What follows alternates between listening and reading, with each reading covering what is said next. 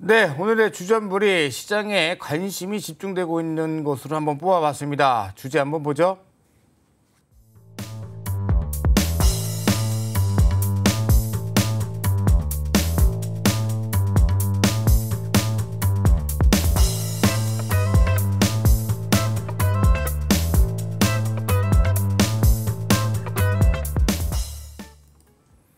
네, SK스퀘어를 기본으로 제가 뽑아봤지만 SK그룹주들 전반적으로 한번 다뤄볼 거예요.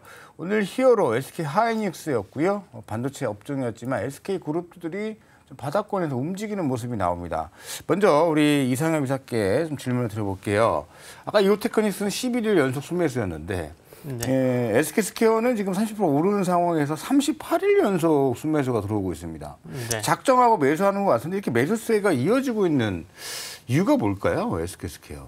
네, SK스퀘어는 네. 이제 SK그룹의 이제 투자 전문 이제 지주사라고 볼 수가 있는데 네. 이제 뭐 단순 지주사는 아니고요.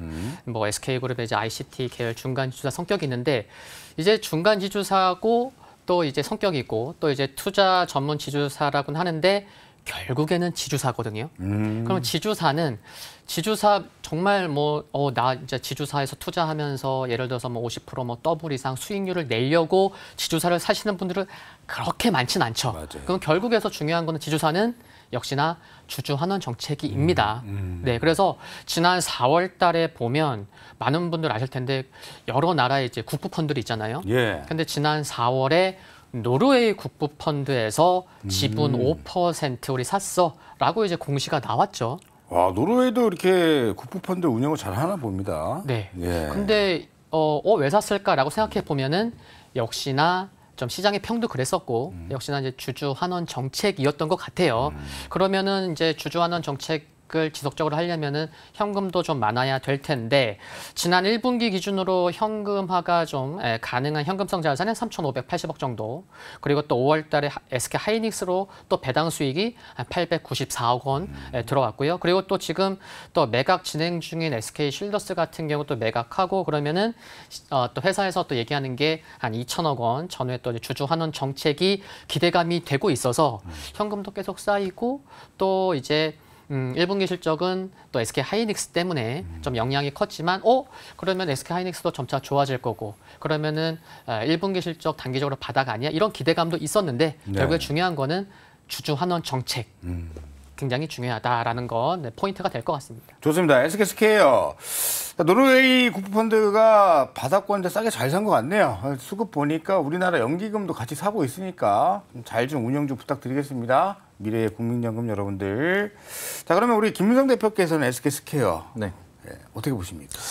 일단 SK그룹 자체가 이제 최악은 끝났다라고 좀 보고 있습니다. 그래서 지금 SK스퀘어가 이제 앞서 말씀해 주셨던 것처럼 이번에 실적이 안 좋았던 거는 우리가 예상할 수 있었던 시기였다라고 보실 수가 있는데 자회사 중에서도 가장 몸집이 컸던 SK하이닉스가 아무래도 실적 쇼크가 나타나면서 이게 지분법 평가 기준으로 했을 때 SK스퀘어도 같이 실적 쇼크가 나타날 수밖에 없는 구조였다라고 보실 수가 있겠습니다. 근데 지금 우리가 기대를 해보는 게 삼성전자도 그렇고 SK하이닉스도 그렇고 이제는 최악을 면했고 앞으로에 대한 본격 턴어라운드를 기대해 볼 수가 있는 구간이다라고 판단이 될 수가 있기 때문에 더 이상의 SK스퀘어는 이제 더 이상의 실적 쇼크는 당장 우리가 우려감을 가질 필요는 없다라고 판단이 되면서 기간이 꾸준하게 매수세를 보여주고 있고요.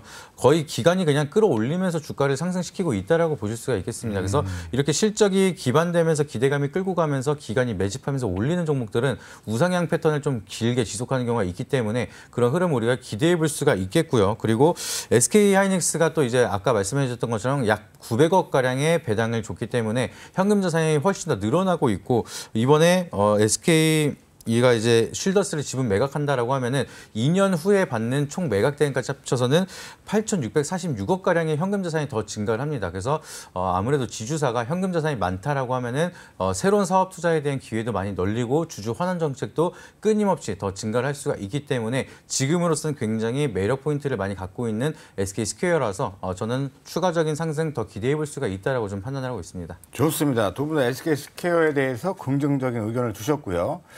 자, 최근에 여러분들도 다 아실 거예요. 반도체에 대해서 좋은 소식이 하나도 없습니다. 나올 악재는 다 나온 상황에서 조용하게 SK 하이닉스가 움직였죠.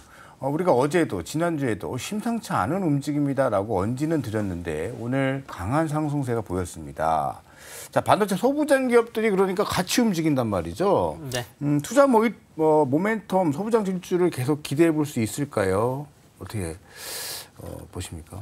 네, 기대해 봐야죠. 네. 네, 이번 주, 그러니까 오늘 특별히 이제 소부장 종목군들 굉장히 강했는데 이번 주에 굉장히 좀 특징적인 게 굳이 한 종목 꼽자면은 SK 하이닉스였어요. 네, 맞아요. 왜냐하면은 외국인이 올해 들어서 오늘까지 코스피를 이제 11조 원을 매수했거든요. 네. 그리고 이제 삼성전자를 오늘을 기준으로 또 올해 들어서 외국인이 삼성전자를 한 9조 원 넘게 샀단 말이에요. 근데 지난주까지 보면 외국인은 SK 하이닉스를 안 샀어요. 네, 870억 매도하고 있었는데 네. 이번 주 화요일 딱 들어서면서부터 2,100억 사고 1,000억 사고 1,000억 사고 오늘 또 사고. 그러니까 이거는 도대체 뭐지? 이런 생각이 드는 거죠. 그런데 이런 왜 살까라는 그런 배경을 또 살펴보면은 이 SK 하이닉스로 지금 이제 월가에서 AI 산업 예. 네, 96개 기업 중에서 SK 하이닉스가 7위로 선정이 됐네요. 그래서 향후에 이제 매출 성장률이 높은 기업 중에 네, 96개 중에 7위로 선정이 되기도 했고, 그리고 이제 앞으로 이제 이제 재고도 이제 2분기부터는 조금 감소 추세로 될 것으로 기대가 되는 점도 있어서, 네. 그리고 오늘도 한국과 미국의 한 호텔에서 또 이제 반도체 관련된 논의도 있었었고, 그래서 참 이번 주에는 SK 하이닉스를 빼놓고는 얘기할 수가 없었고, 그러다 보니까 업황 회복에 대한 방향성은 이렇게 상승으로 갈 수밖에 없다. 그것은 좀 인정을 해야 될 것 같고요. 그리고 대신에 중요한 거는 소부장이 항상 이렇게 좀 쉴 때는 좀 재미없지만 상승할 때 또 급등을 해요. 그러니까요. 그러니까 급등하기 전에 좀 쉬어갈 때 좀 모아가는 전략이 가장 필요한 섹터 중에 하나가 반도체 내에서도 소부장인 게 아닌가. 오늘 찌매주에서 소개시켜 주실 거죠? 네, 오늘도 반도체 갖고 나왔습니다. 좋습니다. 자, 그러면 우리 김민성 대표님, 네. 그 전에 지금 전 세계 글로벌 탑3 하면 삼성전자, 하이닉스, 미국의 마이크론인데 마이크론은 일본에 공장을 짓겠다라고 나서고 있고 바이든 대통령은 우리나라보다 일본을 더 밀어주는 분위기예요. 네. 지금 이 찬물을 끼얹을 수 있는 이 상황에서 그래도 소부장들은 또 움직임이 나오고 있는데 이 랠리가 지속될 수 있다라 보십니까? 아니면 좀 멈출 것으로 보이십니까? 저는 랠리가 이제 시작이다라고 좀 생각을 했습니다. 네.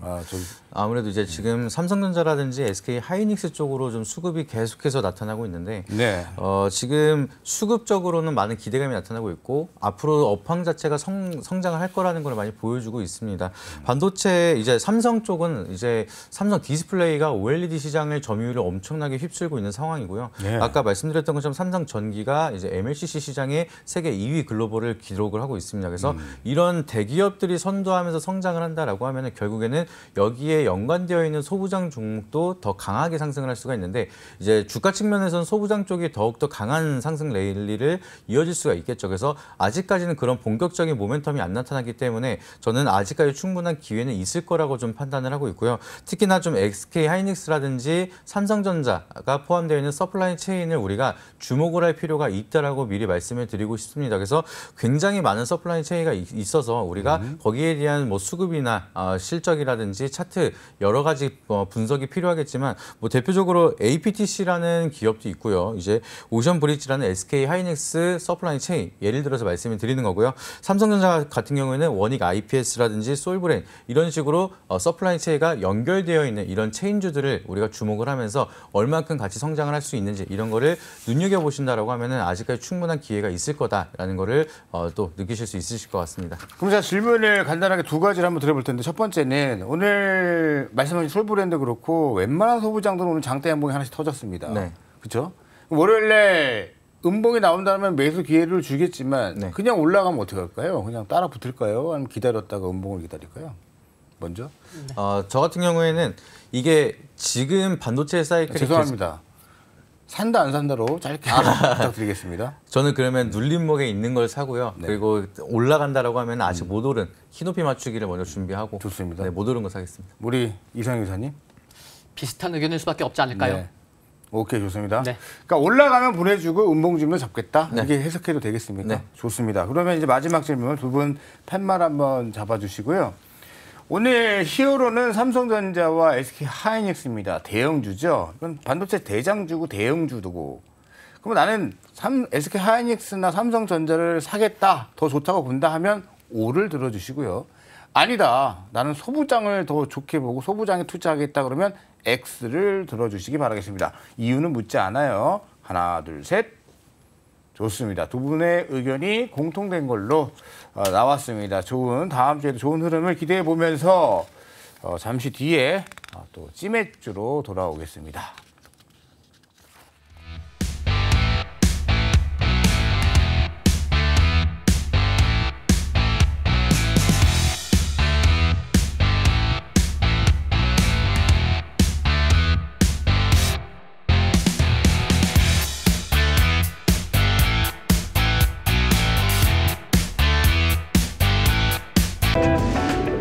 이로운 경제 채널 EBC